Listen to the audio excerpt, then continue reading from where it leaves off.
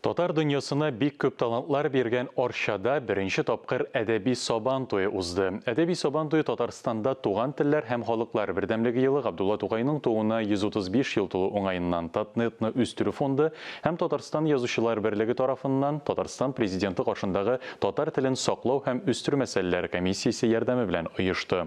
Чараның төп бәйгесе әдәби көрәш. Ул әдәби сабан туе алдыннан бер атна дәвамында онлайн форматта барды. Бәйгедә 50-гә якын кеше көч сынашты. Алар арасыннан сайлап алынган финалистлар сабан туе мәйданында үз осталыгын күрсәтте. Биредә күп кенә уеннарга әдәби яктан үзгәреш кертелде. Милли эшләнмәләр, китап сату нукталарында эшләде. Арша кабул итте бәйрәмне, тырыштылар. Һәм чынлап та менә зур сабан туе итеп җыелды монда халык. Бу Казанда уздырылган бәйрәм. Ул халыкчан бәйрәм. Халык арасыннан үсеп чыккан бәйрәм. Аны дәүләт уйлап чыгармаган бәйрәм ул. Әдәби марафон.